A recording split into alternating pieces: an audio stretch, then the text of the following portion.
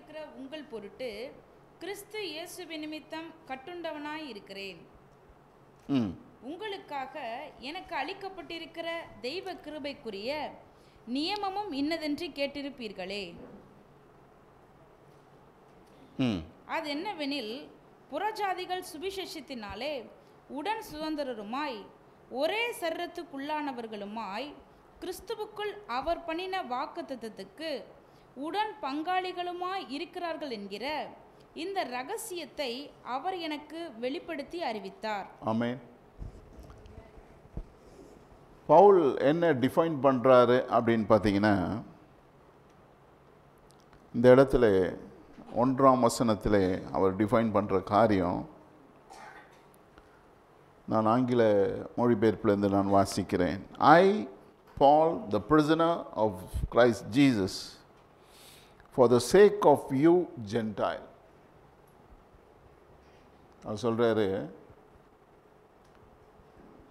உங்கள் புறஜாதிகளாய் இருக்கிற உங்கள் பொருட்டாக கிறிஸ்து இயேசுவினிடம் நிமித்தம் கட்டுண்டவனாய் இருக்கிறேன். உங்கள் பொருட்டாக, புறஜாதிகளாய் இருக்கிற உங்கள் பொருட்டாக. புறஜாதி என்கிறதான அந்த அமைப்பை குறித்து நாம் யோசிக்க வேண்டும். அப்படி புறஜாதிக்கு மட்டும்தான் பவுலா? புறஜாதி பேசி இருக்கிறதுக்கு மட்டும்தான் பவுலா? யூதனுக்கு பவுலுடைய உபதேசம் கிடையாதா? புறஜாதியானவனுக்கு மாத்திரம்தான் அவன் ஏற்படுத்தப்பட்டானா அப்படின்னு நம்ம பார்த்தோம்னா, புறஜாதி என்றால் யாரு அப்படின்னா, புறஜாதி என்று சொல்லும் பொழுது மாமிசத்திலே தகுதி இல்லாதவன், மாமிசத்தில் தகுதி இல்லாத ஒரு கூட்டத்திற்கு ஆவிக்குரிய ரீதியிலே பலனை கொண்டு வருகிறதான ஒரு அமைப்பை குறித்து தான் பவுல் பேசுகிறார். அப்படி பார்க்கும் பொழுது, நீ யூதனா இருந்தாலும், நீ யாரா இருந்தாலும், மாமிசத்தில் உனக்கு தகுதி இல்லை, ஆனால் ஆவிக்குரிய நிலைப்பாட்டிலே கிறிஸ்துவின் மூலமாய் நீ தகுதி பெறுகிறாய். அந்த ஒரு அமைப்பில் பார்க்கும் பொழுது தான் பவுல் எழுதின நிருபங்கள் புறஜாதிகளுக்கு மாத்திரமல்ல, உலகத்தின் அனைத்து ஜனங்களுக்கும் அது ஏற்றதாய் காணப்படுகிறது. இல்லைனா பவுல் புறஜாதிக்கு, பேதுரு போயிட்டு யூதனுக்கு அப்படி என்று சொல்லி நாம் என்ன செய்வோம்? பிரிச்சிருவோம். ஆனால் இன்றைக்கு புதிய ஏற்பாட்டினுடைய அநேக புத்தகங்கள் பவுல் மூலமாக தான் எழுதப்பட்டிருக்கிறது. இன்றைக்கு சபையானது அதை தான் ஒரு மெயின்லைனான ஒரு சப்ஜெக்டாக வைத்து சபை ஓடிக்கொண்டிருக்கிறது. அப்படி இருக்கும் பொழுது புறஜாதிகளுக்காக இவர் முக்கியமாக சொல்கிற காரியம் அதுதான். பவுலாகிய நான் புறஜாதிகளாக இருக்கிற உங்கள் பொருட்டு. நான் இதை எப்படி பார்க்குறேன்னா, மாமிசத்திலே தகுதி இல்லாத இருக்கிறதான ஜனத்திற்கு தேவன் பவுலின் மூலமாய் ஒரு ஆவிக்குரிய நிலைப்பாட்டை கொடுக்கிறார். அப்படி பார்க்கும்போது இன்னைக்கு மாமிசத்தில் நம்ம யாருக்கும் தகுதி கிடையாது. யூதனா இருந்தாலும் நீ பல சடங்குகளிலே, பல அமைப்புகளிலே உன்னை செயல்படுத்தி அதனுடைய காரியங்களை, அந்த செர்மானியல் காரியங்களை எல்லாத்தையும் என்ன பண்ணுற? நீ செயல்படுத்தி, பலிகளை செலுத்தி, கற்பனைகளை கை கொண்டு எல்லாவற்றை செய்து அந்த இடத்துல நீ கடைபிடித்தாலும் நீ தகுதி இல்லாதவனாய் தான் மாறுகிறாய். அப்படிப்பட்டதான ஒரு நிலைப்பாட்டு உள்ள மனுஷனுக்கு பவுல் சொல்லுகிறாரு, தேவன் எனக்கு வேறு ஒரு புதிய வெளிப்பாடை கொடுத்திருக்கிறார். 3ஆம் வசனம் அதுதான் சொல்லுகிறது. என்னவெனில், புறஜாதிகள், இப்போ புறஜாதின்னா வெறுமனே சமாரியரை மாற்ற யோசிக்காதீங்க. மாமிசத்தில் தகுதி இல்லாதவன் அப்படின்னா நம்ம எல்லாருமே வந்துடுவோம். புரியுதுங்களா? ஸோ அதனால் இது புறஜாதிக்கு எழுதினாரு அப்படின்னு சொல்கிற யோசனையில் இதை படிக்காதீங்க. மாமிசத்திலே தகுதி இல்லாதவன். அப்போ என்ன சொல்றாரு? புறஜாதிகள் சுவிசேஷத்தினாலே உடன் சுதந்திரருமாய். அப்படின்னா மாமிசத்திலே சுதந்திரம் இல்லாதவன். He doesn't have a lineage through the flesh and blood. மாமிசத்தில் அவனுக்கு என்ன இல்லை? சுதந்திரம் இல்லை, உரிமை இல்லை. அப்படிப்பட்டவன் புறஜாதிகள் சுவிசேஷத்தினாலே உடன் சுதந்திரமாய், இவன் சொல்லுகிறதான சுவிசேஷத்தின் மூலமாய் மாமிசத்தில் தகுதி இல்லாதவன் என்ன செய்யறானா? தகுதி பெறுகிறானா? தன்னை தகுதிப்படுத்துகிறதான சுவிசேஷம். உன்னை மாமிசத்தில் தகுதி இல்லாத உன்னை ஆவிக்குரிய நிலையிலே தகுதிப்படுத்தக்கூடிய சுவிசேஷத்தை கொண்டு வருகிற நான். ஒரே சரீரத்திற்குள்ளானவர்களுமாய் மாமிசத்தில் தகுதிப்படுத்தி மாமிச அமைப்புக்குள்ளே, மாமிசமான அமைப்பிலே தகுதி இல்லாத உன்னை ஒரு ஆவிக்குரிய சரீரம் என்கிற ஒரு நிலைப்பாடு ஒன்றை உருவாக்கி ஒரே சரீரத்திற்குள்ளானவர்களுமாய் கிறிஸ்துவுக்குள் அவர் பண்ணின வாக்குதத்தத்திற்கு, அவர் பண்ணின வாக்குதத்தம் எங்க வரும்? வாயில பார்க்க முடியாது. வாக்குதத்தை பார்க்க முடியுமா? பார்க்க முடியாது. வார்த்தையினால் உண்டு பண்ணின அந்த வாக்குதத்தத்தின் மூலமாய் உடன் பங்காளிகளுமாய் இருக்கிறார்கள் என்கிற இந்த ரகசியத்தை, ஏன்னா இந்த ரகசியம் உனக்கு தெரியாது, அவர் உனக்கு வெளிப்படுத்தினார். ஏன்னா நீ மாமிசம் நான் யூதன் இஸ்ரவேலு அப்படின்னு தான் நீ வாழ்ந்துட்டு இருக்கிற. அப்பனா யூதன்னா இதை பண்ணணும், இந்த சடங்குக்குள்ள போகணும், இந்த காரியத்தை பண்ணணும், பலி செலுத்தணும், இதெல்லாம் அனுசரிக்கணும், வருஷத்துக்கு 3 தடவை எருசலேம் போகணும், விருத்த சேதனம் பண்ணணும், இதெல்லாம் பண்ணாதான் யூதன், இவெல்லாம் பண்றவன் தான் தேவனுடைய அமைப்புக்குள்ள இருக்கிறவன். ஆனா இயேசு கிறிஸ்து வந்து என்ன செய்யறாரு? டோட்டலா மாமிசத்தின் அமைப்பு எல்லாத்தையும் ஏற கட்டி, இதெல்லாம் உன்னை தகுதிப்படுத்தல, இதெல்லாம் கொஞ்ச நாளைக்கு உன்னை வாழ வைக்கும்படியாக தேவன் செய்த அமைப்பு. இப்ப எல்லாரையும் ஒன்று சேர்த்து வேறு ஒரு அமைப்புக்குள்ள உங்களை எல்லாரையும் கூட்டு வரேன் அப்படின்னா, தகுதி உள்ளவனும் தகுதி இல்லாதவனும், விருத்த சேதனம் உள்ளவனும் விருத்த சேதனம் இல்லாதவனும் எல்லாரையும் ஒரே போர்டுக்குள்ள கொண்டு வந்துடுறாரு, ஒரே ஷூக்குள்ள. இவ்வளோ நாள் என்ன சொல்லிட்டு இருக்கான்? நாங்கள் தான் தேவனுடைய ஜனம், நாங்கள் தான் விருத்த சேதனம் பண்ணி இருக்கிறோம், நீயும் இந்த அமைப்புக்குள்ள வரணும்னா நீயும் மாமிசத்தில் மாற்றங்களை கொண்டு வரணும். ஆனால் பவுல் கொண்டு வருகிறதான ரகசியம் என்ன, அவர் கொண்டு வருகிற டைமென்ஷன் என்ன, அவர் கொண்டு வருகிற அமைப்பு என்னன்னா, அவர் என்ன சொல்றாரு? இது வேறு ஒரு அமைப்பை நான் கொண்டு வரேன், இது உனக்கு ரகசியமா இருக்குது, இந்த அமைப்பை நீ பார்க்கல, இந்த சுவிசேஷத்தை உனக்கு கொண்டு வரும்படியாக தான் தேவன் எனக்கு என்ன பண்ணியிருக்காரு? இதை கொடுத்திருக்கிறார், இதை வெளிப்படுத்தி இருக்கிறார், நான் உனக்கு வெளிப்படுத்துகிறேன். ஆமென். வேறு ஒரு மேலான நிலைப்பாடு. படிங்க 4ஆம் வசனம். சுருக்கமாய் எழுதி இருக்கிறேன், அதை நீங்கள் வாசிக்கையில் கிறிஸ்துவின் ரகசியத்தை குறித்து எனக்கு உண்டாயிருக்கிற அறிவை அறிந்து கொள்ளலாம். கிறிஸ்துவின் ரகசியத்தை குறித்து, கிறிஸ்து என்கிறதான அந்த பரிமாணத்தின் ரகசியத்தை குறித்து என்ன செய்யலாம்? எனக்கு உண்டாயிருக்கிற அந்த ரகசியம் எனக்கு உண்டாயிருக்கிறது, அந்த வெளிப்பாடு எனக்கு உண்டாயிருக்கிறது, அந்த அறிவை நீங்கள் அறிந்து கொள்ளலாம். எப்ப? எனக்கு உண்டாயிருக்கிற ரகசியத்தை நீங்கள் படித்து அறிந்து கொள்ளும் பொழுது. ஆமென். இந்த ரகசியம் எனக்கு உண்டாயிருக்கிறது. பாருங்க, அவர் எவ்வளவு தூரம் தன்னை பர்சனலைஸ் பண்ணி அவர் சொல்றாரு, இந்த ரகசியம் எனக்கு மாத்திரம்தான் உண்டாயிருக்குது. ஏன்னா நீ இன்னும் பார்க்கல, பேதுரு பார்க்கல, மற்ற யாரும் பார்க்கல, நீங்கள் எல்லாம் இயேசு கிறிஸ்துவ வேற மாதிரி தான் பார்த்தீங்க. ஆனா நான் வேற மாதிரி பார்த்து இந்த ரகசியம் எனக்கு உடையதா இருக்கிறதுனால இன்றைக்கு நான் சொல்லுகிற காரியம் என்னவென்றால், இந்த ரகசியத்தை நீ படிப்பாயானா நீ புரிஞ்சுக்குவ. ஆமென். ஏன்னா இதுக்குள்ளதான் சபை வரணும் அப்படின்னு சொல்ற. இதுக்காக தான் இயேசு கிறிஸ்து வந்தாரு. இந்த நிலைப்பாடுக்கு தான் தேவன் காரியங்களை செயல்படுத்தினாரு. தேவன் அப்படியே ஸ்டெப் பை ஸ்டெப் கல்லின் மேல் கல்லின் மேல் கல்லின் மேல் கட்டுகிறார்.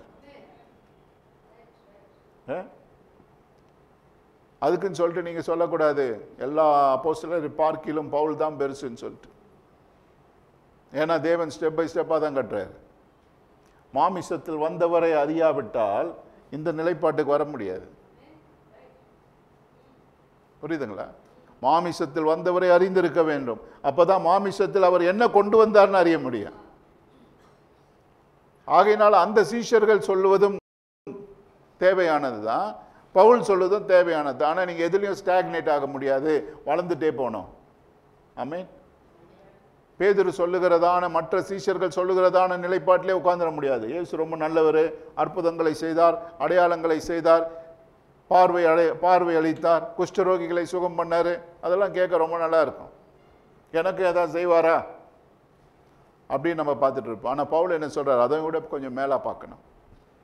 இந்த பரிமாணத்திற்குள்ளே நாம் இருக்க வேண்டும். இந்த பரிமாணமானது எனக்கு என்ன செய்யப்பட்டது, எனக்கு வெளிப்படுத்தப்பட்டது. இன்றைக்கு அந்த பரிமாணம் ஒவ்வொருடைய பங்காக மாற வேண்டும். இதே பரிமாணத்தை தான் யார் பார்த்தது? பேதுரு பார்த்தார். ஏன்னா இயேசு கிறிஸ்து கேட்கிறார். என்ன கேட்டாரு? நான் யாருன்னு தெரியுமா? அவர் என்ன கேட்கிறாரு? மாமிசத்தில் தான் யார் என்று தெரியுமான்னு கேட்கல. ஏன்னா வரலாறே தெரியும். யாருக்கு பிறந்திருக்கிற, எங்கே பிறந்திருக்கிற, எப்படி பிறந்திருக்கிற, எந்த குடும்பத்தில் இருக்கிற, எல்லா டீட்டெயில்ஸும் அவங்களுக்கு தெரியும். ஆனால் என்ன கேட்டார்? நான் யாருன்னு உனக்கு தெரியுமா? உலகம் என்ன பலவிதமாய் மாமிசத்தில் அறிந்து கொண்டு சொல்லி கொண்டு இருக்கிறது, ஆனால் உனக்கு தெரியுமா நான் யாருன்னு? அப்போதான் பேதுரு என்ன சொல்றாரு? ஜீவனுள்ள தேவனுடைய குமாரனாகிய கிறிஸ்து.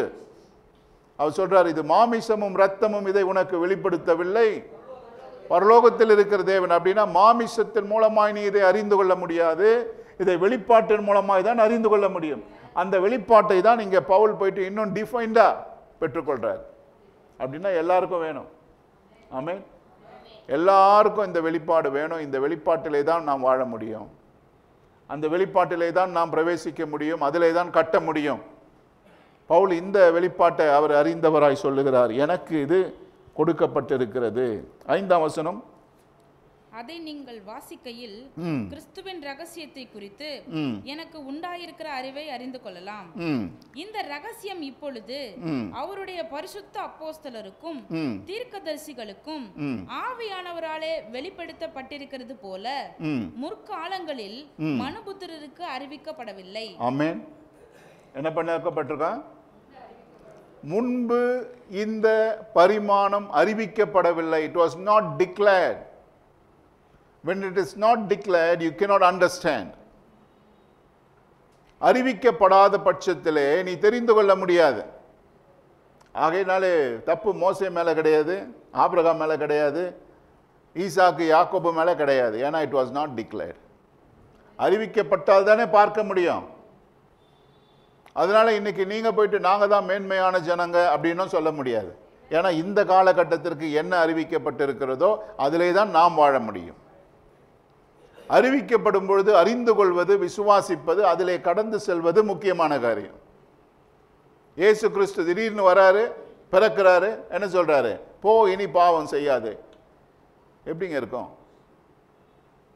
பாவம் செஞ்சவங்களாம் நேராக போய் என்ன பண்ணோம்? பலி செலுத்தணும். இயேசு கிறிஸ்து வந்துட்டார் திடீர்னு. இப்போதான் வந்தார். அவர் பிறந்து 30 வருஷம் தான் ஆகுது. இதுக்கு முன்னாடி நாங்கள் வேற ஒரு அமைப்பில் இருந்தோம். நீ யார்ப்பா திடீர்னு வந்த? யார் உங்க ஹிஸ்டரி என்ன? உங்க அப்பா யாரு? தச்சரு. அவருக்கு என்ன தெரியும்? மரத்தை பத்தி தான் தெரியும். உங்க அம்மா யாரு? நீ எப்படி வந்த? என்ன சொல்ற? போ, இனி பாவம் செய்யாதன்னு சொல்ற. நீ யாரு? வேறு ஒரு பரிமாணத்தை அவர் பிறப்பித்திருக்கிறார். அந்த பரிமாணத்தை தான் அவர் டிக்ளேர் பண்றாரு. இது முன்பதாக அறிவிக்கப்படவில்லை. எப்பதான் அறிவிக்கப்பட்டது? இயேசு கிறிஸ்துவினால் தான் அறிவிக்கப்பட்டது. ஆகையினால் தான் இவர் சொல்றாரு, இது முன்பதாக முந்தைய தலைமுறைக்கு என்ன செய்யப்படவில்லை, இது அறிவிக்கப்படவில்லை. இந்த ரகசியம் இப்பொழுது அவருடைய பரிசுத்த அப்போஸ்தலர்களுக்கும் தீர்க்கதரிசிகளுக்கும் ஆவியானவரால், இங்க 3 பேர் வராங்க பாருங்க, யாரு? அப்போஸ்தலருக்கும் தீர்க்கதரிசிகளுக்கும் ஆவியானவரால் வெளிப்படுத்தப்படுகிறது. அப்போஸ்தலர் அந்த நாட்களிலே இருக்கிறார்கள், தீர்க்கதரிசிகள் முன்பு வாழ்ந்தவர்கள். இவங்க ரெண்டு பேரையும் ஆளுகை செய்தது யாருன்னா ஆவியானவர். அப்போ ஆத்தர் ஒருத்தர் தான், மீடியேட்டர் தான் யாரு? வித்தியாசப்பட்ட ஜனங்கள். அப்போ தீர்க்கதரிசிகள் இயேசு கிறிஸ்துவுக்கு முன்பதாக என்ன சொன்னாங்க? இப்படிப்பட்ட ஒரு மேசியா வருவாரு, இப்படிப்பட்ட ஒரு காரியம் நடக்கும் அப்படின்னு சொல்லி தீர்க்கதரிசிகள் சொல்ல, அது நிறைவேற இன்றைக்கு அப்போஸ்தலர்கள் அவரோடு கூட வாழ்ந்தவர்கள் வந்து சொல்லுகிறார்கள், நாங்கள் அதை கண்டோம். தீர்க்கதரிசனமாய் அவர்கள் சொன்னதை நாங்கள் கண்டோம், நாங்களே அதற்கு சாட்சி அப்படின்னு சொல்லி என்ன செய்றாங்க? அப்போஸ்தலர்கள் அவர்களுடைய அனுபவத்தையும் அவர்கள் கண்டதையும் அவர்கள் பெற்றுக்கொண்டதையும் சொல்லுகிறார்கள். அதனால தான் சொல்றாரு, இவர்களுக்கு அப்போஸ்தலர்களுக்கும் தீர்க்கதரிசிகளுக்கும் ஆவியானவரால் வெளிப்படுத்தப்படுகிறது போல முற்காலத்தில் இதற்கு முன்பதாக வாழ்ந்தவர்களுக்கு அறிவிக்கப்படவில்லை.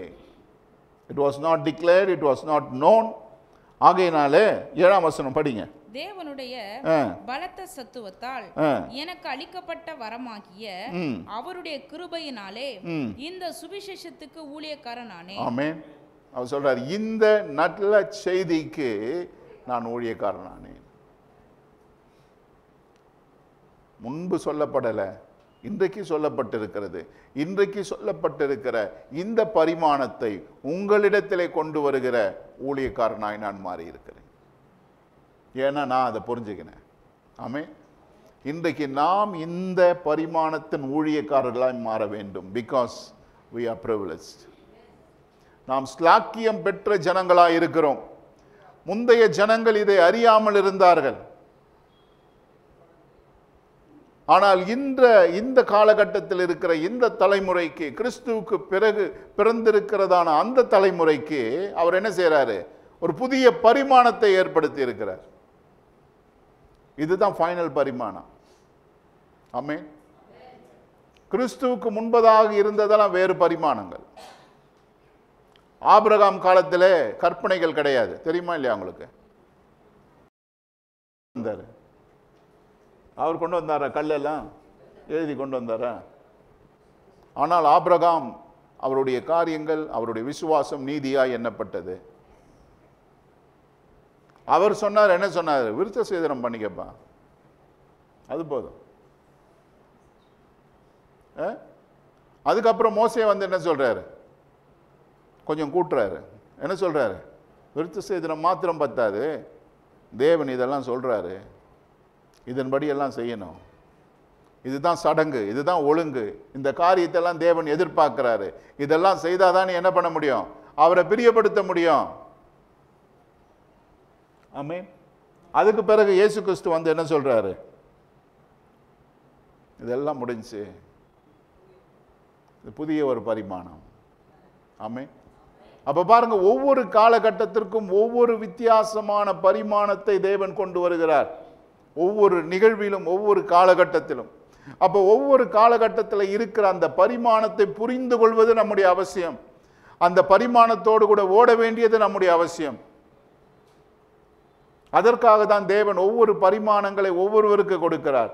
அந்த பரிமாணங்களை பார்க்கும் பொழுது ஒன்றின் மேல் ஒன்றாக ஒன்றின் மேல் ஒன்றாக தேவன் கட்டி கொண்டு இருக்கிறார்.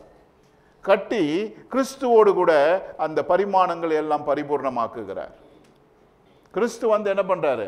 அவர் திறந்து வைக்கிறதான அந்த வாசல் எல்லாவற்றுக்கும் முடிவாக மாறுகிறது. எல்லாவற்றினுடைய முடிவாக அது மாறிவிடுகிறது. எல்லாவற்றினுடைய நிறைவாக அது மாறிவிடுகிறது. ஆனால் அந்த நிறைவிலே இன்றைக்கு நாம் என்ன செய்கிறோம்? பரிபூர்ணப்படுகிறோம். கிறிஸ்து பண்ணது பரிபூர்ணம் இல்லாதது கிடையாது, அவர் பரிபூர்ணப்படுத்தினார். ஆனால் இன்றைக்கு நாம் அந்த பரிபூர்ணத்திற்கு நேராய் சென்று கொண்டிருக்கிறோம். புரியுதுங்களா? நீங்க ஒருவேளை கேட்கலாம், அப்போ கிறிஸ்து பரிபூர்ணப்படுத்தி விட்டால் இன்றைக்கு நான் கிறிஸ்துவுக்குள்ள இருக்கிறேன், நான் பரிபூர்ணம் ஆயிட்டேனா? அந்த பரிமாணத்திலே பிறந்திருக்கிறாய், அந்த பரிமாணத்திலே நீ பரிபூர்ணம் அடைய வேண்டும். ஆமென். புரியுதா உங்களுக்கு? டாக்டரின் புரியணும். புரியலன்னா நீங்க குழம்பிடுவீங்க. கிறிஸ்து பரிபூர்ணமாயிட்டான்னா நான் ரட்சிக்கப்பட்டேனே, நான் பரிபூர்ணமாயிட்டேனே. என்னப்பா பரிபூர்ணமாயிட்டேன்? ஞானஸ்தானம் எடுத்துட்டேன், அந்நிய பாஷை பேசுவேன், பேய் ஓட்டுவேன், ஜோம் பண்ணுவேன், பைபிள் படிக்கிறேன், இன்னும் என்ன வேணும்? அவ்வளோதான், நான் பரிபூர்ணமாயிட்டேன். நெக்ஸ்ட் என்னது? அவர் வருகைக்காக காத்திருக்கிறேன். இன்னைக்கு அப்படிதாங்க இருக்கிறாங்க ஜனங்க. அவர் வந்தா நீ ரெடியா? இன்னும் கொஞ்சம் கேட்கிட்டாங்களா? அவர் உன்னை தேடி தான் வராரு. இது எப்படி இருக்கு? உன்னை தேடி வர்றதுக்கு நீ அவ்வளோ தூரம் ரெடியா இருக்கிறியா? அவர் உன்னை தேடி வரணும்னா நீ விசேஷமா இருக்கணும் இல்லையா? நம்ம சொல்றோம் அவர் வருவாரு, அவர் வருகைக்காக ஆயத்தமா இருக்கிறேன்.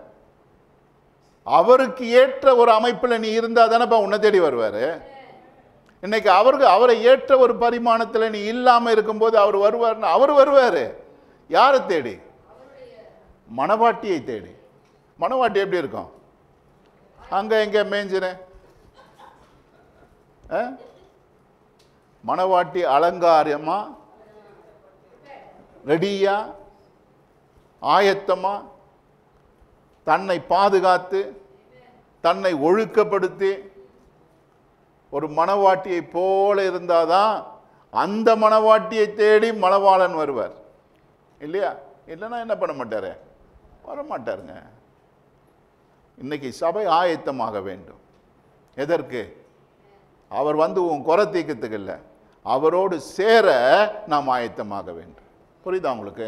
உங்கள் கண்ணீரெல்லாம் துடைக்க, உங்கள் அழுகையெல்லாம் துடைக்க, உங்களை பளிங்கு மாளிகைக்கு கூட்டிகிட்டு போவ, இனிமேல் கலர்லாம் விட்டுருங்க, வெள்ளாங்கிலேயே சுற்றலாம், அது கூட்டின்னு போல அவர். ஆமென். புரியுதா உங்களுக்கு? உங்கள் பாடுகள் பிரச்சனைகள் எல்லாம் ஒழிக்க கிடையாதுங்க. அதெல்லாம் இங்கே ஒழிஞ்சிடணும். மேலே போய் ஒழியணும்னு காத்துனக்காதீங்க. ஏன்னா அது வேற பரிமாணம். ஏதாவது ஒன்று இங்கே ஒழியலைன்னா நம்ம இங்கே ஒழிக்கலைன்னு அர்த்தம். ரட்சிப்பில் நம்ம என்ன செய்யலை? பரிபூர்ணமாக நுழையலைன்னு அர்த்தம். நம்முடைய கண்ணீர் கவலை பிரச்சனை எல்லாம் இங்கேயே முடியணுங்க. ஜீவன் உள்ள நாட்களிலே முடியணும். கண்ணை முன்னான முடியறதில்லை. கண்ணை முன்னா நமக்கு ஒன்றுமே தெரியாது. வீட்டிலே வச்சிருக்க மாட்டாங்க இல்லையா? நம்முடைய பிரச்சனை எல்லாம் எங்கே முடியணும்? உயிர் இருக்கும்போதே முடியணும். ஜீவன் இருக்கும்போதே சமாதானத்துக்குள்ள போனோம். ஜீவன் இருக்கும் பொழுதே விடுதலைக்குள்ள போனோம். அதனால தான் நான் செத்து போயிட்ட பிறகு யார்கிட்டயும் ரெஸ்ட் இன் பீஸ்னே சொல்ல மாட்டேன். ஏன்னா you need to rest in peace while you are alive. புரியுதா உங்களுக்கு? கொஞ்சம் வித்தியாசமான மூளை கொஞ்சம் மாறிடுச்சு. எப்போ நமக்கு பீஸ் வேணும்? வாழும் பொழுதே. பிரச்சனைகள் மத்தியில் ஐ நீட் பீஸ். வியாதிகள் மத்தியில் ஐ நீட் ஹீலிங். போராட்டங்கள் மத்தியில் I need to be strong. ஏன்னா எனக்குள்ளே கிறிஸ்துவின் அமைப்பு இருக்கிறபடினால். ஸோ அந்த நிலைப்பாடில் நம்ம வாழும் பொழுது அந்த சபையை தேடி வராராம் இயேசு. ஏன்? அவரோடு கூட இணைந்து கொள்ளும்படியாக, இணைந்து அவர் ராஜரீகம் பண்ணும்படியாக அவர் வருகிறார். அதற்காக நாம் ஆயத்தமாக வேண்டும். அந்த ஆயத்தமாக வேண்டுமானால், அந்த பரிபூர்ண நிலைக்கு நாம் போக வேண்டுமானால் இந்த பரிமாணத்தை பிடிக்க வேண்டும். இந்த பரிமாணத்தை பிடிக்க தேவன் இந்த சந்ததியை விசேஷமாய் மாற்றி இருக்கிறார். அதுதான் சபை என்கிறதான இந்த புதிய சந்ததி. இது எங்கிருந்து பிறந்திருக்கிறது? இயேசு கிறிஸ்துவிலிருந்து பிறந்திருக்கிறது. அவர் இதை பிறப்பித்தார். இயேசுக்கு பிள்ளை இருக்கா? இருக்கு. கிறிஸ்துவிலிருந்து பிறந்தது தான் சபை. கிறிஸ்துவோடு கூட சந்ததி முடிஞ்சா? இல்லைங்க, தொடர்ந்துங்க. இன்னைக்கும் பூமியில் உயிரோடு வாழ்ந்துட்டு இருக்குதுங்க. அதுதாங்க சபை. ஆமென். அவர் பிறப்பித்த சபை. இன்றைக்கு நாம் அவருடைய அமைப்பிலே வாழ்ந்து கொண்டிருக்கிறோம். அந்த பரிமாணத்தில் யூதன் என்றும் இல்லை, கிரேக்கனம் என்றும் இல்லை, புறஜாதி என்றும் இல்லை, ஆணும் இல்லை, பெண்ணும் இல்லை, தாழ்ந்தவன் இல்லை, உயர்ந்தவன் அல்ல, சிறியவன் அல்ல, பெரியவன் அல்ல. எல்லாம் ஒரே சரீரம், ஒரே அமைப்பு, ஒரே ஆவி, ஒரே தகப்பன், ஒரே நிலைப்பாடு. இது எங்க இருக்குன்னா ஆவிக்குரிய நிலைப்பாடு. ஆமென். இந்த பரிமாணத்தை தான் அவர் என்ன செய்கிறார்? காண்பிக்கிறார். படிங்க 8ஆம் வசனம். பரிசுத்தவான்கள் எல்லாரிலும் சிறியவனாகிய நான் கிறிஸ்துவினுடைய அளவற்ற ஐஸ்வரியத்தை புறஜாதிகளிடத்தில் சுவிசேஷமாய் அறிவிக்கிறதற்காக இந்த கிருபை எனக்கு அளிக்கப்பட்டிருக்கிறது. ஆமென். அவர் ரொம்ப பேசிட்டு இருக்கும்போது திடீர்னு அவருக்கு ஒரு நாக்கு அடிக்குது. ஏய், நீ ரொம்ப பெரிய மாதிரி பேசாதப்பா. அதனால அவர் சொல்றாரு, பரிசுத்தவான்கள் எல்லோரிலும் தன்னை தாழ்த்துகிறார். சிறியவனாகிய நான் கிறிஸ்துவனுடைய அளவற்ற ஐஸ்வர்யத்தை புறஜாதிகளுக்கு, மாமிசத்தில் தகுதி இல்லாதவர்களுக்கு சுவிசேஷமாய், நல்ல செய்தியாய் அறிவிக்கும்படியாக இந்த கிருபை எனக்கு கொடுக்கப்பட்டிருக்கிறது. மாமிசத்தில் தகுதி இல்லாத உனக்கு ஒரு நன்மையான, விசேஷமான, ரகசியமான செய்தியை கொண்டு வரும்படியாக எனக்கு இந்த என்ன செய்யப்பட்டிருக்கிறது? எனக்கு இந்த காரியம், கிருபை அளிக்கப்பட்டிருக்கிறது. நம்முடைய கர்த்தராகிய கிறிஸ்து இயேசுவுக்குள் கொண்டிருந்த அநாதி தீர்மானத்தின்படியே. எங்கயா இந்த தீர்மானம் எங்க இருந்துச்சா? இயேசு கிறிஸ்துவுக்குள் அவர் கொண்டிருந்த அநாதி தீர்மானம். அநாதி தீர்மானம் என்ன? who created all things by Christ even before the world began. உலகம் உருவாக்கப்படுவதற்கு முன்பதாகவே, உலகம் உண்டாக்கப்படுவதற்கு முன்பதாகவே கிறிஸ்துவுக்குள்ளாய், எங்க கிறிஸ்துவுக்குள்ளாய் எல்லாரையும் நிறைவுபடுத்த வேண்டும் என்பது தேவனுடைய திட்டமாக இருந்தது. புரியுதா உங்களுக்கு? என்ன புரியுது? உலக தோற்றத்திற்கு முன்னமே அப்படின்னா அப்ப அவர் என்ன நினைச்சாரு? இவன் பாவம் செய்திருவான், பாவம் செய்துட்ட உடனே என்ன பண்ணான்? என் குமாரனை அனுப்பினான். குமாரனை அனுப்பி அவனை ரெடி பண்ணோம். அப்படியா? சொல்லுங்க. அங்கதான் நமக்கு கிறிஸ்துவனுடைய பரிமாணம் என்னன்னு சொல்லி புரியணும். கிறிஸ்துவுக்குள்ளா என்றால் தன்னுடைய குமாரன் என்கிறதான ஸ்தானத்திலே. ஆமே. கிறிஸ்துவ குமாரன் என்கிற ஸ்தானம். கிறிஸ்து எதை கொண்டு வருகிறார்? குமாரத்துவத்தை கொண்டு வருகிறார். கிறிஸ்துவை ஏற்றுக்கொள்வதன் மூலமாய் நீ குமாரனாய் மாறுகிறாய். அப்படின்னு கிறிஸ்து இயேசுவுக்குள்ளா என்று சொல்லும் பொழுது, குமாரன் என்கிறவனாய், குமாரனுக்குள்ளே உன்னையும் குமாரனாய் மாற்றி, குமாரனுடைய அமைப்பிலே அவர் உன்னை பார்க்கும்படியாய் நீ உன்னை குமாரனாய் ஏற்படுத்துகிறார். சரிங்களா? ஆதாம் ஏவாள் அவர்களை என்னவாய் உண்டாக்குறாரு? குமாரனா உண்டாக்குறாரு. குமாரனாய் உண்டாக்கப்பட்டிருக்கிற நீ கீழே விழுந்து குமாரன் அல்லாதவனாய், துரோகியாய், தேவனை அறியாதவனாய் நீ மாறி போனாலும் உன்னை மீண்டுமா குமாரனாக கொண்டு உன்னை என்னோடு கூட சேர்த்து கொள்வதுதான் என்னுடைய நித்திய பரிமாணம். That's my destiny. My destiny is to bring you back as a son. அது யார் மூலமா நடந்தது என்றால் இயேசு கிறிஸ்துவின் மூலமாய் நடந்தது. இயேசு கிறிஸ்துவின் மூலமாய் அவர் குமாரத்துவத்தை கொடுத்து அவர் மீண்டுமாய் குமாரனாய் மாற்றி அவரை பார்க்கிறார். புரியுதா உங்களுக்கு? அதனால இயேசு கிறிஸ்துனா, ஓ இயேசு தேவனுக்கு ஏற்கனவே தெரியும் போல இவன் பாவம் செஞ்சிருவான், அந்த விசுவாசத்தை தான் அவர் எல்லாம் ரெடி பண்ணியிருக்கார் போல. அது இல்லைங்க. அவர் உன்னை மீண்டுமா குமாரனா மாற்றி, குமாரன் என்கிற ஒரு நிலைப்பாடில் உன்னை அவர் என்ன செய்கிறாரு? வாழ வைக்க வேண்டும் என்று சொல்லி முன்னமே அவர் தீர்மானித்திருக்கிறார். Beyond sun there is nothing in the heart of God. நீங்களும் நானும் குமாரனாய் இருப்பதை தவிர தேவனுடைய இருதயத்திலே அவர் உலகங்களை உண்டாக்கும் பொழுதே அவர் குமாரன் என்கிற ஒரே நிலைப்பாடிலே தான் உன்னையும் என்னையும் பார்த்து கொண்டிருக்கிறார் தவிர, அதுதான் அவருடைய நியமனமாக இருந்தது. that was his predestiny, that was his purpose. அதுதான் அவருடைய எல்லாமா இருக்க, நீ எங்க போய் என்ன விழுந்து என்ன ஆனாலும் உன்னை மீண்டுமா அங்க கொண்டு வந்து பார்ப்பது தான் என்னுடைய நியமனமா இருக்கிறது என்று சொல்லி தேவன் அறிந்து கொண்டிருந்தார். அதை எப்படியெல்லாம் பண்ணாரு அப்படின்னு பார்த்தீங்கன்னா, பல ரீதியில் பண்ணி கடைசியில் இயேசு கிறிஸ்துல கொண்டு வந்து முடிச்சு உன்னை குமாரனா மாத்திட்டார். புரியுதா? இதுதான் இந்த வசனத்தினுடைய பின்னணி. படிங்க இன்னொரு. தேவன் நம்முடைய கர்த்தராகிய கிறிஸ்து இயேசுவுக்குள் கொண்டிருந்த அநாதி தீர்மானத்தின்படியே. படிங்க அடுத்தது. உன்னதங்களிலுள்ள துரைத்தனங்களுக்கும் அதிகாரங்களுக்கும் அவருடைய அனந்த ஞானமானது சபையின் மூலமாய் இப்பொழுது தெரிய வரும் பொருட்டாக. எப்படி என்ன ஆகுதா? சபையின் மூலமாய் என்ன செய்யப்படுகிறது? இப்பொழுது தெரிய வரும் பொருட்டாக இயேசு கிறிஸ்துவை கொண்டு எல்லாவற்றையும் சிருஷ்டித்த தேவனுக்குள்ளே ஆதி காலங்கள் முதல் மறைந்திருந்த ரகசியத்தினுடைய ஐக்கியம் இன்னதென்று எல்லாருக்கும் வெளிப்படையாக காண்பிக்கிறதற்கு இந்த கிருபை எனக்கு அளிக்கப்பட்டிருக்கிறது. ஆமென். நான் சொன்ன பரிமாணம் இந்த இடத்துல நீங்க ஆழமா நீங்க படிச்சீங்கன்னா என்ன செய்ய முடியும்? இந்த காரியத்தை புரிஞ்சு கொள்ள முடியும். இல்லைன்னா உங்களுக்கு புரியாது. இவர் வேற ஏதோ பேசுறாரு அப்படின்ற மாதிரி புரியும். To make plain to everyone the administration of this mystery, which for ages past was kept hidden in God who created all things.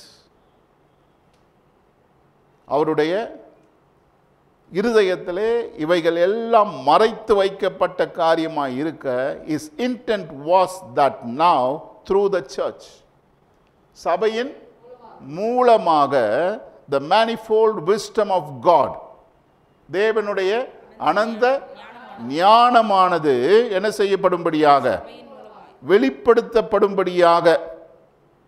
his intent was that through the church, சபையின் மூலமாய் அவருடைய ஞானம்.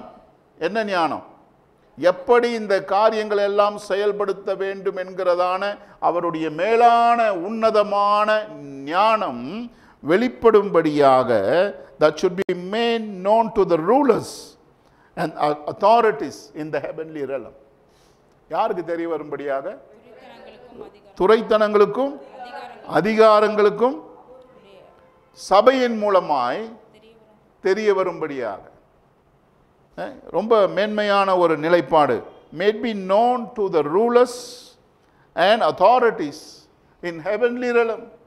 அப்படின்னா காணக்கூடாத அமைப்பிலே இருக்கிறதான அதிகாரங்களுக்கும் காணக்கூடாத அமைப்பிலே இருக்கிறதான துரைத்தனங்களுக்கும் அவைகளுக்கு காணக்கூடிய அமைப்பிலே தன்னுடைய மேலான சித்தத்தை வெளிப்படுத்தும்படியாக அவர் சபையை தெரிந்து கொண்டு அவர் செயல்படுத்தினார். புரியுதா? ரொம்ப ஆழமான ஒரு காரியம். ஏன் மனுஷனை உண்டாக்கினார்? மனுஷனை ஏன் உண்டாக்கினார்? ஏங்க மனுஷனை உண்டாக்கினார்? அவருடைய அமைப்பு, அவருடைய சாயல், அவருடைய ரூபம், அவருடைய ஜீவன், அவரை இந்த பூமியிலே பிரதிபலிக்க வேண்டும் என்கிறதான ஒரு நிலைப்பாடு. He is a invisible God. காணக்கூடாத அமைப்பிலே வாழுகிற தேவன். அந்த காணக்கூடாத அமைப்பிலே வாழுகிற தேவன் தன்னை காணக்கூடிய அமைப்பிலே உருவாக்க மனுஷனை தெரிந்து கொள்ளுகிறார். புரியுதுங்களா? காணக்கூடாத அமைப்பிலே வாழுகிற தேவன் காணக்கூடியவராய் மாறும்படியாக தன்னுடையது எல்லாவற்றையும் மனுஷனுக்குள்ளே வைத்து தன்னுடைய மகிமை, தன்னுடைய மேன்மை, தன்னுடைய முழுமையை காணக்கூடிய மனுஷன் மூலமாய் வெளிப்படுத்துகிறார். மனுஷன் தவறி விடுகிறான், நிர்வாணமானான். முதல்ல எப்படி இருந்தான்? முதல்ல எப்படிங்க இருந்தான்? பேண்ட் சட்டையோட இருந்தானா? இல்லைங்க, நிர்வாணமாய் தான் இருந்தான். அது தேவன் அவனுக்கு கொடுத்திருந்ததான அமைப்பு. நிர்வாணமாய் தான் அவன் காணப்பட்டான். அவனுடைய அமைப்பு அப்படிப்பட்டதாக தான் இருந்தது. ஆனால் என்றைக்கு அவன் பாவம் செய்தானோ, அவன் அந்த அமைப்புக்கு தகுதி இல்லாதவனாய் மாறும் பொழுது அந்த அமைப்பு அவனுக்கு வெட்கமாய் மாறினது. அவன் ஏற்கனவே எப்படி இருந்தான்? நிர்வாணமாக தான் இருந்தான். ஆனால் அந்த நிர்வாணமான அந்த அமைப்பு என்னவாய் மாறுகிறது? அவனுக்கு தகுதி இல்லாத ஒன்றாய் மாறுகிறது. ஏன்னா தேவன் சொல்லுகிறதான நிலைப்பாட்டிலே அவன் வாழாத பட்சத்திலே, தேவன் சொல்லி இருக்கிறதான அந்த அமைப்பிலே அவன் வாழாத பட்சத்திலே அந்த அமைப்பு அவனை நிர்வாணப்படுத்துகிறது. தேவன் இல்லாமல் தேவன் உங்களுக்கு உண்டாயிருக்கிற அமைப்பிலே நீங்கள் வாழ முடியாது. புரியுதா உங்களுக்கு? ஏன்னா இது தேவன் உண்டு பண்ணின அமைப்பு. இதில் தேவன் உங்களை வைத்திருக்க, அவர் இல்லாமல் நீங்கள் வாழ்வீர்களானால் உங்களால் வாழ முடியாது. You will feel guilty, you will feel unworthy. அதுதான் அங்கே நடந்துச்சு. நிர்வாணமானான்னா என்ன அர்த்தம்? அவனுக்கு வெட்கம் வந்தது. அவன் நிலையை குறித்து அவன் வெட்கப்பட்டான். அவன் நிலையை குறித்து அவனுக்கு ஒரு அசிங்கம் ஏற்பட்டது. ஆகையினாலே அந்த நிலையை மூடிக்கொள்ள, மறைத்து கொள்ள அவன் ஓடினான். ஏன்னா தெய்வத்துவம் அவனிடத்தில் காணப்படவில்லை. அதை மீண்டுமாய் அவனுக்கு கொடுக்க தேவன் விரும்பினார். எதை? அந்த அமைப்பை, இழந்து போன அந்த அமைப்பை மீண்டுமாய் அவனுக்கு கொடுக்க வேண்டும் என்று விரும்பினார். ஆகையினால அவர் என்ன செய்கிறாரு? அதை யார் மூலமா, எந்த பகுதியில் வெளிப்படுத்தப்படுகிறது அப்படின்னு பார்த்தீங்கன்னா, இஸ்ரவேல் ஜனமாக அவர்கள் வனாந்திரத்தில் கடந்து போனார்களே, அன்றைக்கு அவருடைய பரிபூர்ணமான அமைப்பு வெளிப்படவில்லை. இன்றைக்கு நம்ம அதுதான் பெருசாக பேசுகிறோம். மன்னா கொடுத்தாருங்க, மன்னா தானே கொடுத்தாரு. தண்ணி கொடுத்தாருங்க, தண்ணி தானே கொடுத்தாரு. இங்க அவருடைய சொந்த குமாரனே கொடுத்தாருங்க. மன்னா கொடுத்தவன், மன்னா சாப்பிட்டவன் செத்துட்டான். பாறையிலிருந்து தண்ணி வந்தது, அவனும் செத்துட்டான். இயேசு கிறிஸ்துவுக்குள்ளாய் நித்திய ஜீவனை அவர் கொடுத்திருக்கிறார். மேலான பரிமாணம். இந்த நிலைப்பாடை நமக்கு கொண்டு வரதான் அவர் இதை எல்லாத்தையும் செஞ்சாரு. இந்த நிலைப்பாடு எங்க வந்து முடியுது அப்படின்னு பார்த்தீங்கன்னா, நீ வனாந்திரத்தில் இருந்த இஸ்ரவேலனாய் அல்ல, கானானுக்குள்ளே பிரவேசித்த இஸ்ரவேலனாய் அல்ல, மீண்டுமாய் பாபிலோனிலிருந்து திரும்பினவனாய் அல்ல, சபையாய் இருக்கிற அந்த நிலைப்பாடிலே தான் அவர் மீண்டுமாய், எந்த நிலைப்பாடிலே எங்க மிஸ் பண்ணானோ மனுஷன், அங்க மீண்டுமாய் கொண்டு வந்து நிற்பதன் மூலமாக அவர் யார் என்பது விளங்குகிறது. இதையெல்லாம் பார்த்துட்டு இருக்கிற, பரலோகத்தினுடைய காணக்கூடாத அமைப்பிலே வாழ்ந்து கொண்டிருக்கிற அதிகாரம் இதெல்லாம் பார்த்துட்டு இருக்கிற. உன்னை வெளிப்படுத்தும்படியா நீ உன்னை செஞ்சு வைக்கிற, ஆனால் அது உன்னை வெளிப்படுத்தலை. இப்போ பல பல ப்ராசஸுக்கு பிறகு என்ன பண்ற? சபையை அதே நிலைப்பாட்டுக்கு கொண்டு வந்து உன்னுடைய அனாதி ஞானத்திலே இவைகள் எல்லாவற்றையும் செய்து முடிக்கிறாயே, அதையும் நிறைவாகப்படுத்தி, நிறைவுபடுத்தி, அதையெல்லாம் முடித்து வைத்து செயல்படுத்துகிற அந்த நிலைப்பாடை அதிகாரங்கள் பார்த்து மகிழ்கிறதா.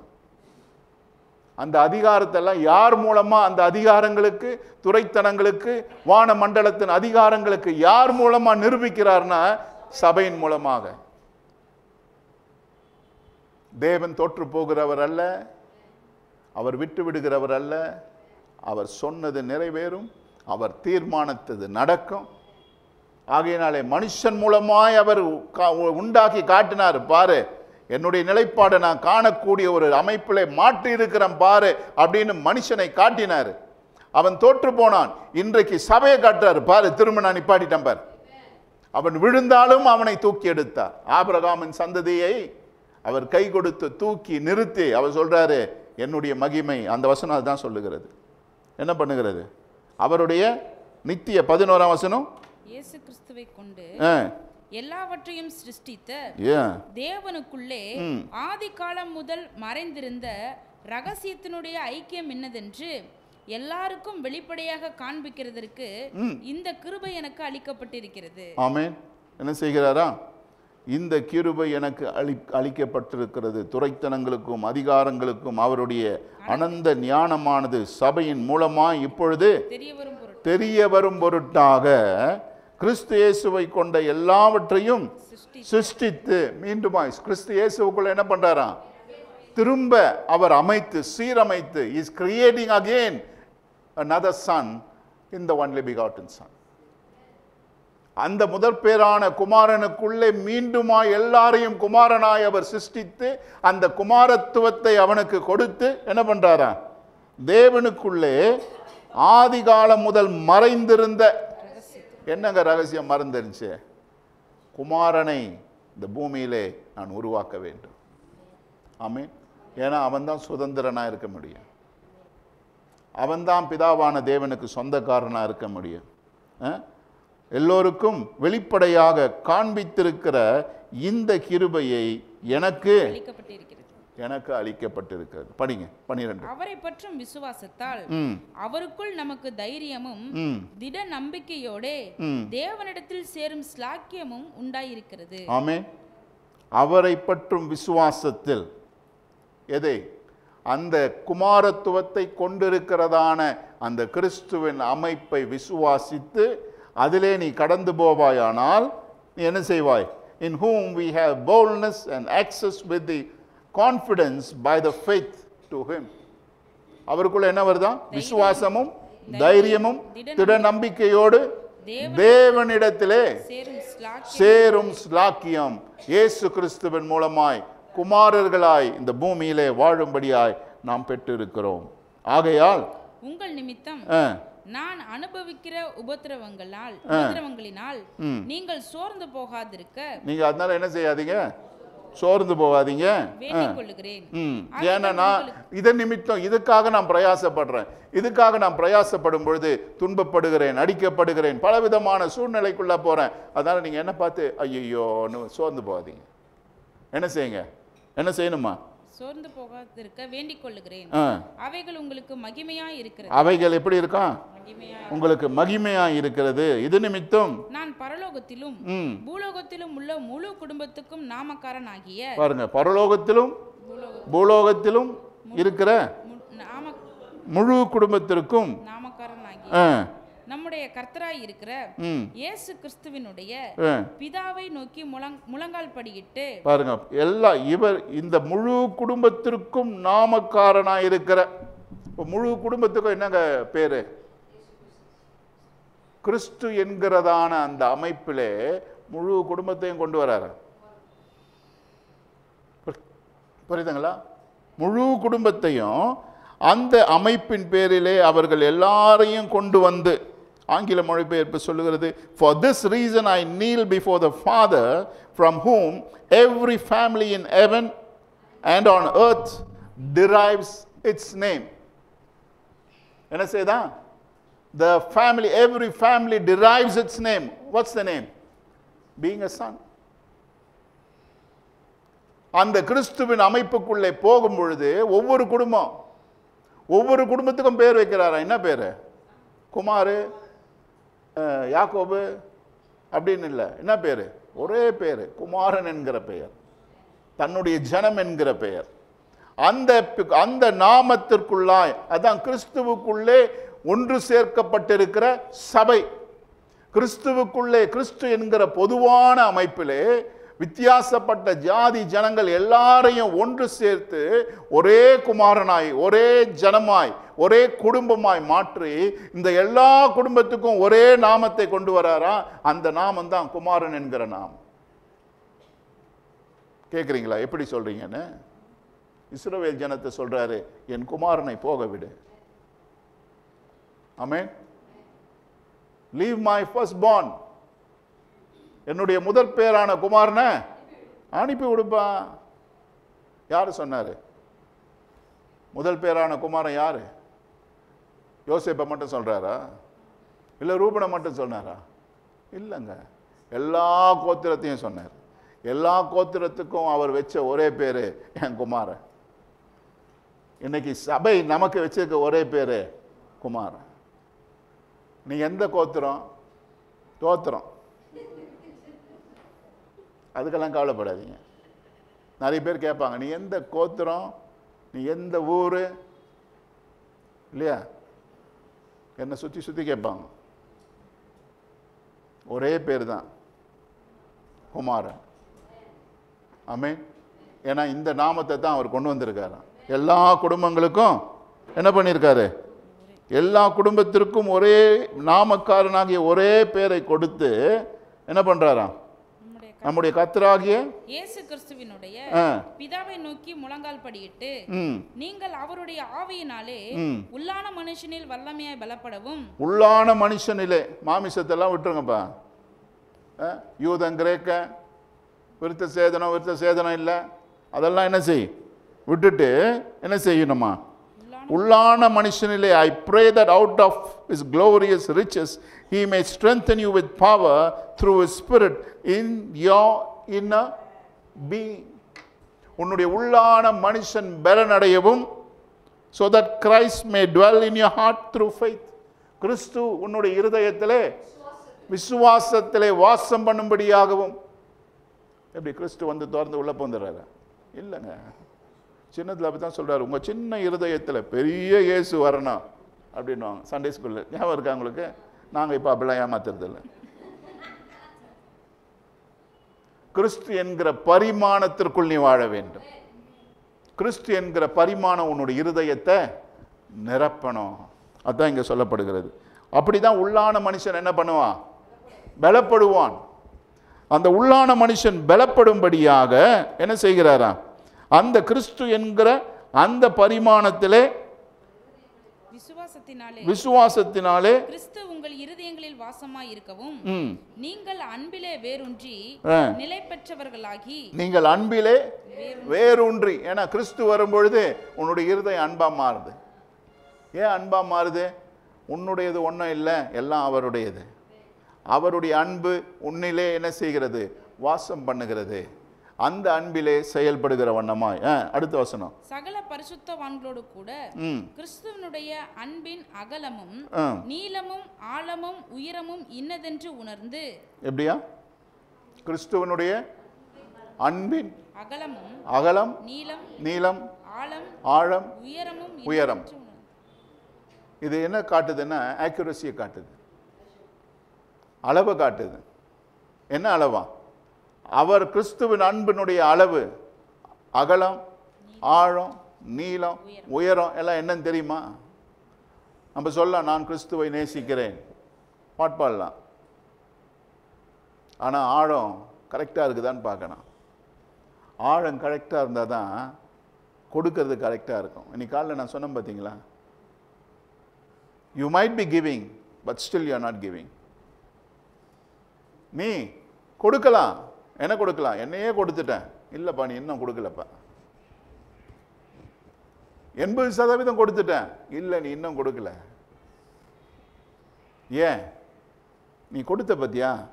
நான் அதை திறந்து பார்த்தேன், அது உள்ள யார் இருக்குதுன்னா நீ இருக்கிற. புரியுதுங்களா? திறந்து பார்க்கும்போது என்ன இருக்கணும்? என்ன இருக்கணும்? செத்து இருக்கணும்.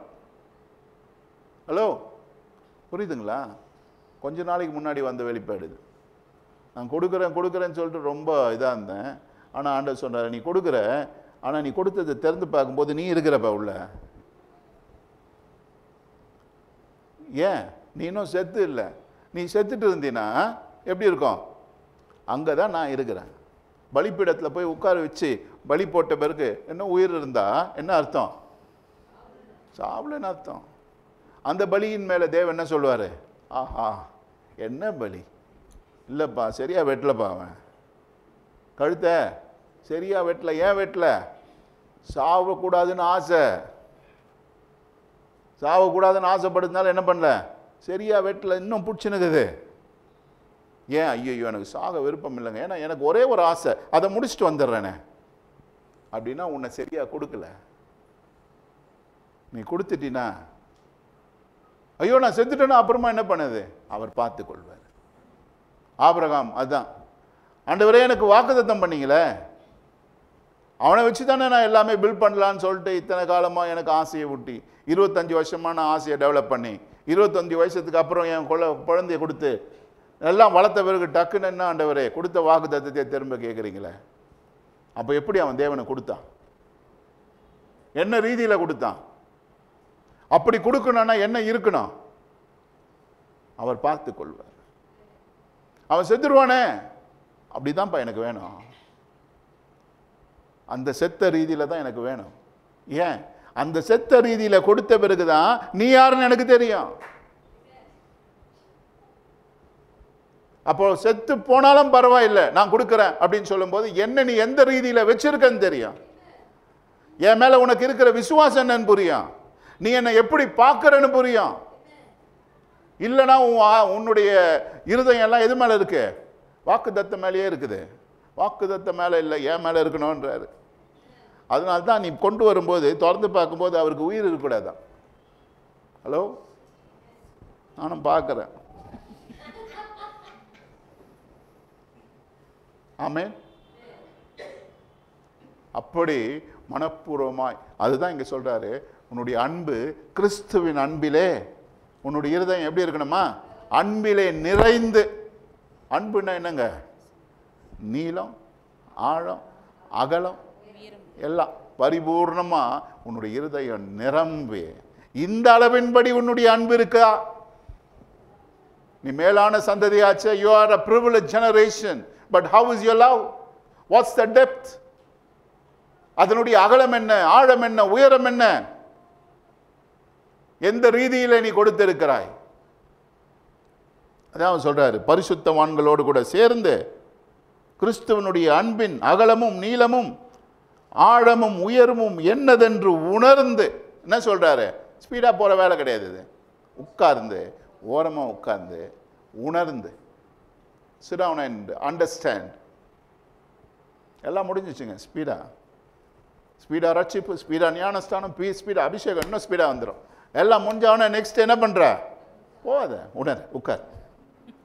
இங்கெல்லாம் கொண்டு வந்து உட்கார வச்சுக்கிற, தூங்கத்துக்கு இல்லை, உட்கார்ந்து உணர்வடைய, திங்க் பண்ண, நம்மளை எஸ்டிமேட் பண்ண, நம்மளை உட்கார்ந்து உள்ளுக்கு வெட்டி வெட்டி வெட்டி என்ன பண்ண, ஆராய. சின்னதாக வெட்டணுமா? ஓகே, இதுக்குள்ளே வெட்டி பார்க்குறோம், என்ன இருக்கு, க்ளீனாக இருக்கா, இன்னும் ஒரு சின்ன ஸ்லைஸ் போடு, அதில் இருக்கா அப்படின்னா, ஒவ்வொரு இரத்த நாணங்களிலும் ஒவ்வொரு அணுக்களிலும் என்ன காணப்பட வேண்டும்? கிறிஸ்துவின் முழுமையான அமைப்பு, அவருடைய அன்பு நிறைவாக காணப்படுகிற அந்த அளவிலே உட்கார்ந்து என்ன செய்யணுமா? என்னதென்று உணர்ந்து அறிவு கெட்டாத அந்த அன்பை அறிந்து கொள்ள வல்லவர்களாகவும் தேவனுடைய சகல பரிபூர்ணத்தாலும் நிறையப்படவும், தேவனுடைய சகல பரிபூர்ணத்தினாலும் நிறையப்படவும் அவர் தமது மகிமையினுடைய ஐஸ்வரியத்தின்படியே உங்களுக்கு அனுக்கிரகம் பண்ண வேண்டும் என்று வேண்டிக் கொள்கிறேன். ஆமென். இவருடைய ஜெபம் பாத்தீங்களா? ரட்சிக்கப்பட்ட சபைக்கு எழுதுறாருங்க. நீ எல்லாம் ரட்சிக்கப்பட்ட, எல்லாம் ஆயிடுச்சு, எல்லாம் நல்லது, உண்மைதான். ஆனா இந்த நிலைப்பாடு வர வேண்டும். அந்த அன்பை அறிந்து கொள்ளும் வல்லவர்களாகவும் தேவனுடைய சகல பரிபூர்ணத்தினாலும் நிரப்பப்படவும் அவர் தமது மகிமையினுடைய ஐஸ்வரியத்தின்படியே உங்களுக்கு அனுகிரகம் பண்ண வேண்டும் என்று நான் வேண்டிக் கொள்ளுகிறேன். நான் வேண்டிக் கொள்ள, அடுத்த வசனம், நாம் வேண்டிக் கொள்ளுகிறதற்கும் நினைக்கிறதற்கும் மிகவும் அதிகமாய் நமக்குள்ளே கிரியை செய்கிற வல்லமையின்படியே நமக்கு செய்ய வல்லவராகிய அவருக்கு சபையிலே கிறிஸ்து இயேசுவின் மூலமாய் தலைமுறை தலைமுறைக்கும் சதா காலங்களிலும் மகிமை உண்டாவதாக. ஆமென். தலைமுறை தலைமுறையாகவும், ஆபிரகாமின் தலைமுறை போச்சு, ஈசாக்கு, யாக்கோபு, மோசே, தலைமுறை தலைமுறையாக வரும்போது அப்படியே என்ன வந்து டிஃப்ரெண்ட் பேரடைம், டிஃப்ரெண்ட் டைமென்ஷன் வந்துச்சு. ஆனால் இந்த தலைமுறை தலைமுறை தலைமுறையாக ஓடினாலும் கிறிஸ்து என்கிற அதே தலைமுறை தான். ஆமென். என்ன சொல்றார் பாருங்க, சபையில் கிறிஸ்து இயேசுவின் மூலமாய், இதுதான் கிறிஸ்து இயேசுவின் மூலமாய் தான் இனிமேல் வர எல்லா தலைமுறையா, தலைமுறை தலைமுறைக்கும் சதா காலங்களிலும் என்ன உண்டாகுமா? மகிமை உண்டாகும்படியாக நான் வேண்டிக் கொள்ளுகிறேன். ஏன்னா இந்த பரிமாணம் அவர் சொல்றாரு, அதிகமாய் நமக்குள்ளே கிரியை செய்கிற வல்லமையின்படியே நமக்கு செய்ய வல்லவராயிருக்கிற, நாம் நினைப்பதற்கும் எண்ணுவதற்கும் மேலான ஒரு நிலைப்பாடிலே நம்மை கொண்டு செல்ல வல்லவராயிருக்கிற அவரிடத்திலே உன்னை ஒப்பு கொடுக்கிறேன். ஏன்னா தலைமுறை தலைமுறையாய் அவருடைய பரிபூர்ணத்தினால் உன்னை நிரப்பப்பட முடியாது. ஆமென். எவ்வளவு மேன்மையான சந்ததி நம்மள. we are a privileged generation. பாக்கியம் பெற்ற சந்ததி, ஸ்லாக்கியம் பெற்ற சந்ததி. அப்படிப்பட்ட ஒரு நிலைப்பாடிலே தேவன் நம்மை கொண்டு வந்திருக்கிறார். ஸ்லாக்கியம் பெற்றவர்கள் நம்மெல்லாம் எழும்பி நிற்போம், ஒப்பு கொடுப்போம் இந்த காலை வேளையிலே. ஆண்டவரே, இப்படிப்பட்ட ஒரு மேன்மையான ஒரு அனுபவத்திற்குள்ளே என்னை கொண்டு வந்திருக்கிறீரே. கிறிஸ்துவுக்குள்ளே என்னை நிறைவாக்கி இருக்கிறீரே, பரிபூர்ணப்படுத்தி இருக்கிறீரே, மேன்மையாக்கி இருக்கிறீரே. முற்காலத்திலே அவர்கள் அறியாத ஒரு அமைப்பை சபையாகி எங்களுக்கு வெளிப்படுத்தி அதில் வாழும்படியாய் செய்திருக்கிறீரே. மாமிசத்தில் தகுதி இல்லாத எங்களை ஆவிக்குரிய ரீதியிலே தகுதிப்படுத்தி இருக்கிறீரே. மாமிசத்திலே நம்ம தகுதிப்படுத்த முடியாதுங்க. ஏன்னா மாமிசத்திலே தவறிக்கொண்டே இருப்போம். ஆனால் ஆவியிலே நம்மை உறுதிப்படுத்தி அதை மாமிசத்திலே அவர் வெளிப்பட செய்கிறார். மாமிசத்திலே நம்மை தகுதிப்படுத்த நாம் நினைத்து கொண்டு நாம் செய்கிற எல்லா வேலைகளிலும் நமக்கு பின்னடைவு தான் வரும். We cannot bring rectification. We cannot bring sanctification. We cannot bring holiness in our flesh. Because this is a spiritual dimension. It has to be captured in your spirit. Manifested in your spirit. So that it will be revealed who you are and what you are in your flesh. நம்முடைய ஆவியிலே செயல்படப்பட வேண்டும். ஆவியிலே மாற்றங்கள், ஆவியிலே உன்னத ரீதிகள், ஆவியிலே பரிமாற்றங்கள், ஆவியிலே நாம் சீர்படுத்தப்பட்டவர்களாய், துல்லியமாக்கப்பட்டவர்களாய், தேவனோடு கூட இணைக்கப்பட்டவர்களாய், கிறிஸ்து என்கிற பரிமாணத்திலே நிலைப்படுத்தப்பட்டவர்களாய் நாம் ஆவிக்குரிய ரீதியிலே மாறும் பொழுது அவைகள் மாமிசத்தில் வெளிப்படுகிறது. ஆவிக்குரிய ரீதியிலே நாம் கவனம் செலுத்த வேண்டும். நாம் ஆவிக்குரிய ஜனங்கள். ஆவியானவர் நம்மை நடத்துகிறார். அவருடைய ஆளுகை கீழாய் நம்மை நடத்துகிறார். நாம் எத்தனை ஸ்லாக்கியம் பெற்றவர்கள், ஸ்லாக்கியம் பெற்ற தலைமுறைகளாய் இந்த பூமியிலே தேவன் நம்மை அழைத்திருக்கிறார், தெரிந்து கொண்டிருக்கிறார். சபை என்கிற பெயரை நமக்கு கொடுத்திருக்கிறார். குமாரனாய் நம்மை தெரிந்து கொண்டார். அவர் நம்மை முன்குறித்து இன்றைக்கு அவரோடு கூட சேரும்படியான ஸ்லாக்கியம், பிதாவோடு கூட சேரும்படியான ஸ்லாக்கியம் யாருக்கு இருக்குன்னா குமாரனை தவிர இந்த பூமியிலே ஒருவருக்கும் கிடையாது. நீங்கள் உங்களை யாராக வேண்டுமானாலும் உங்களை பேர் சுட்டிக் கொள்ளலாம். But if you are not a son, if you don't recognize and identify yourself as a son, you have nothing to do with your heavenly Father. If your father wants to do some business with you, it's only through the Son. And that's the reason he sent his only begotten Son, so that every sons on the earth can come back to him. And there is no other way. தேவனிடத்தில் வருவதற்கு நீங்களும் நானும் குமாரனாய் மாறாவிட்டால் அவரிடத்தில் செல்வதற்கு வழியே கிடையாது. This was his early plan, this was his intention. இதுதான் அவருடைய இருதயத்தில் இருக்கிறதான மகா மேன்மையான திட்டம். To establish a son on this earth so that he will represent and manifest his glory. தன்னுடைய மகத்தான மேன்மையான மகிமையான அந்த மகிமையை இந்த பூமியிலே பிரஸ்தாபப்படுத்தும்படியாக நேர்த்தியான ஒரு குமார கூட்டம்.